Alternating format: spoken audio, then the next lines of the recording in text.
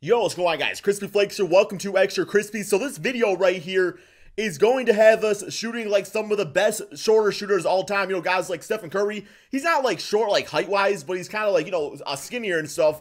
You also got Jason Terry, a great all-time three-point shooter. Isaiah Thomas, you know, of the Los Angeles Lakers. Still feels weird to say that. But yeah, so here we go, guys. The secret to why shorter players shoot better than taller players.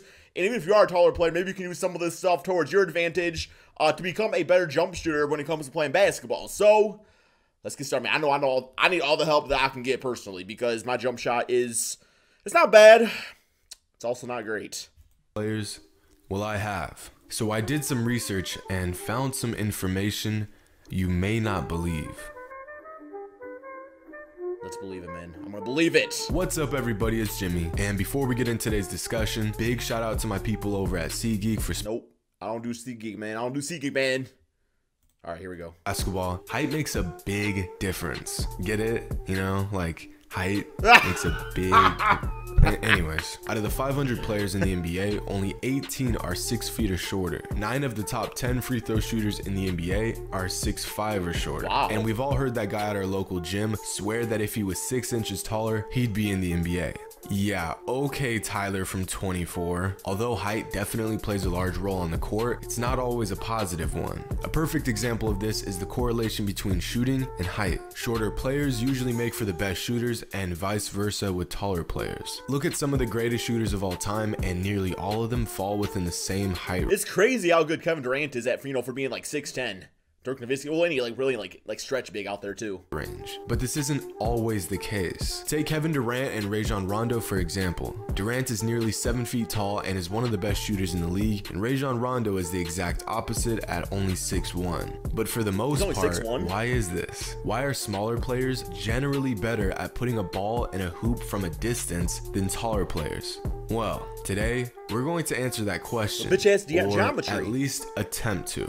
Now, when it comes to this topic in particular, most basketball players will give you the obvious answer: practice and repetition. Smaller guys work on their outside game and their shooting touch more often than bigger guys, so of course they would be better. Practice for guards are more likely to consist of shooting jump shots, whereas practices and drills for bigger guys will usually consist of post moves and layups. Simply put, smaller guys are better at shooting because, well, they have to be. They don't have their size to fall back on, so they need every advantage they can get. And although I understand this argument, I'm not sure if it's a valid one. For example, look at Shaquille O'Neal. After getting fouled at a record-breaking pace year after year, you would think his coaches and trainers would have him practice his free throws more often than anyone else in the league. And according to the practice logic, he should have gotten better as his career went on. But he didn't. Same for guys like Dwight Howard, Andre Drummond, and DeAndre Jordan. If practice led to better shooting, then why are these guys still terrible shooters after years of playing basketball? Like I said, I can definitely see how you can make an argument for this theory, but I just don't see enough evidence. Aside from the practice theory, others have concluded that taller guys have trouble shooting the ball because they are literally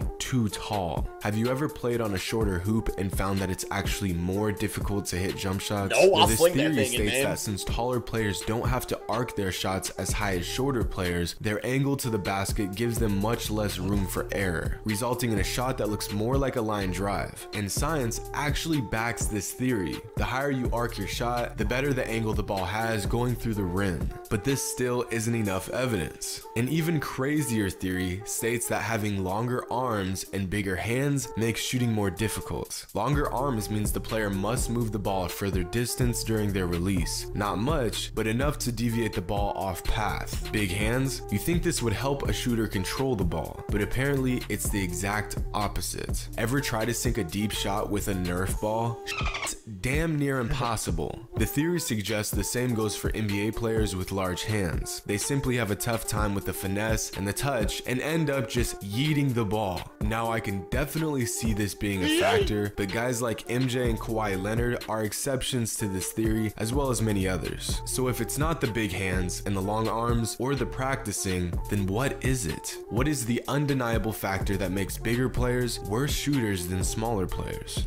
Well, This next part, you may not believe. Oh, no. Back in 2015, NBAMiner.com conducted a research on NBA players and their free throws, since free throws are the only shot in basketball that are consistently the same for everyone. This research involved data from every single NBA player, their height, their free throw percentage, and their weight. Yes, how much they weigh. Wow. From this research, There's no wonder why I'm so bad at shooting.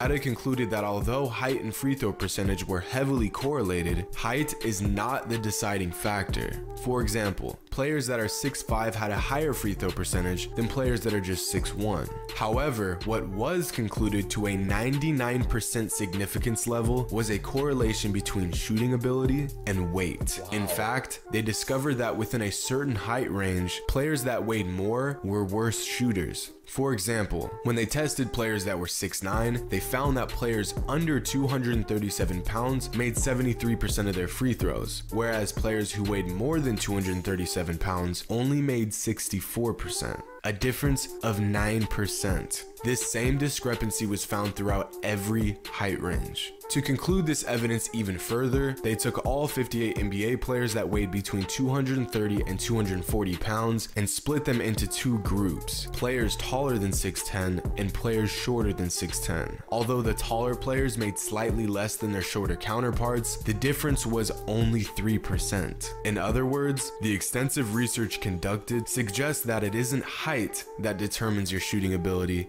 it's your weight. So whether you believe having huge hands is giving you that Lonzo Ball percentage, or you believe it's because you're a giant who's throwing line drives at the hoop, just remember Jimmy's tip. Don't get fat, and that shot will go splat. That's pretty good stuff right there.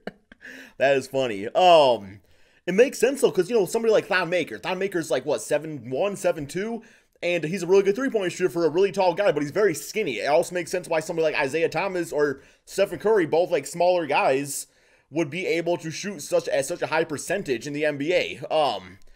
Wow, dude.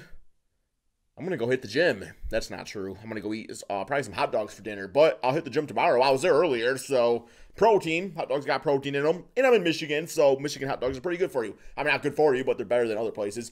Anyway, guys, I don't know, man. I guess if you want the tip to become a better shooter than Stephen Curry, don't get fat, and that shot will indeed go splat.